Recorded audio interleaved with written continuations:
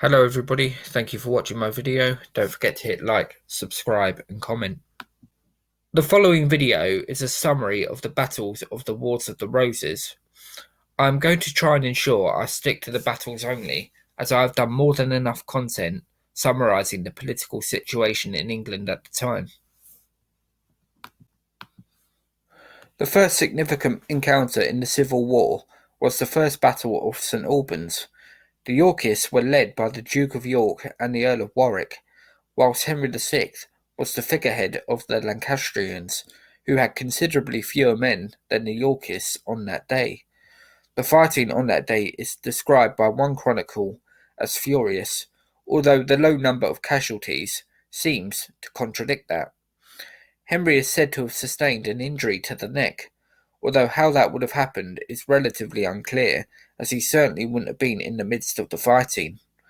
The Yorkists certainly had the better of it, as key men fell on Henry's side, including the Duke of Somerset, who was killed, and the Duke of Buckingham, who was taken prisoner. Henry panicked and fled. He was found hiding in a nearby house. After a period of strained peace in England, tensions by 1459 were beginning to grow again, and the next battle of the Wars of the Roses was fought at BLORE Heath in Staffordshire. The Earl of Salisbury, a Yorkist, and his men were met at Newcastle-under-Lyme by a large Lancastrian force, which had been sent there to meet them by Henry's queen, Margaret of Anjou, who by now was the true power behind the throne. Despite being outnumbered and having tried and failed to negotiate a peace, Salisbury's men won the day and killed around 2,000 Lancastrians. The first Lancastrian military success of the Civil War came at Ludford Bridge.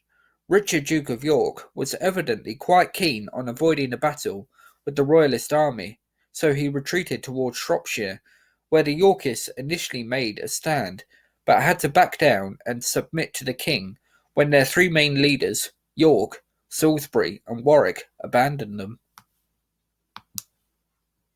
After the farce at Ludford Bridge, the Yorkists regained the momentum with victory at Northampton and captured the increasingly hapless Henry VI. This success was achieved without the Duke of York, who was in Ireland at the time. Again, relatively low numbers of men were killed, only a few hundred on the Lancastrian side, but the Lancastrians had undoubtedly lost the battle, as they had lost control of the king, and a number of key men had died trying to prevent that, including the Duke of Buckingham. Wakefield was almost certainly the Lancastrians' most significant success in battle during the Civil War. The Yorkists were routed, and most significantly, Richard, Duke of York, was killed in the fighting. Despite this apparent success, right at the end of 1460, it could almost be said that it would come back to haunt the Royalist cause. This is because the new figurehead for the Yorkists was Richard's teenage son, Edward, Earl of March. Edward was already experienced militarily and would prove to be an incredible commander and would end his career in the field undefeated, and he would be the scourge of the Lancastrians. What's more, in a few short months after Wakefield and the death of his father, Edward would be king. It wasn't long before Edward had the chance to prove not only his prowess as a general, but also his kingly qualities in keeping calm in the face of an impending crisis. Shortly before his army met the Lancastrians at the Battle of Mortimer's Cross in Herefordshire, a natural phenomenon occurred which caused great alarm. It appeared as though there were three suns in the sky, which caused Edward's men to panic, and they took it as an omen of impending defeat. Seeing the fear that was beginning to grip his men, Edward, still only 18, reassured them that this was in fact a good sign. He said the appearance of the supposed three suns was representing the Holy Trinity, and that this was a sure sign that God was on their side. The words had the desired effect for Edward, and once again the Yorkists triumphed. After the battle, Owen Tudor, who had once been married to Henry VI's mother, Catherine of Valois, was executed in the town square.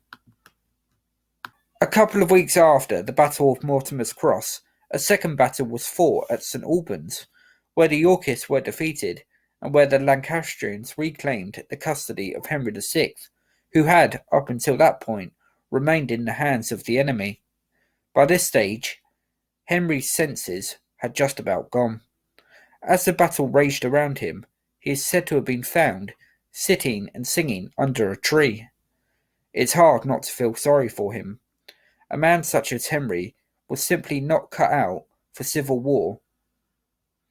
The Yorkist force at St Albans had been in the charge of the Earl of Warwick, who had been taken by surprise by a sudden Lancastrian attack, and the Yorkists sustained heavy losses. However, in little over a month, there would be a Yorkist on the throne of England. If ever a battle summed up the full tragedy of the Wars of the Roses, it is unquestionably the Battle of Towton. It is described as the bloodiest battle fought on English soil. It was fought in unimaginably difficult conditions, with a fierce snowstorm blowing, and thousands upon thousands of men were killed. Indeed, it wasn't just men who were killed either.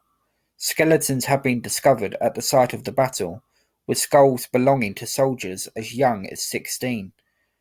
Edward may have won the day and the throne, and Henry may now have been left in limbo, but more importantly, a country had been torn apart by a disastrous civil war. As hideous as Towton was, the Wars of the Roses was still far from done.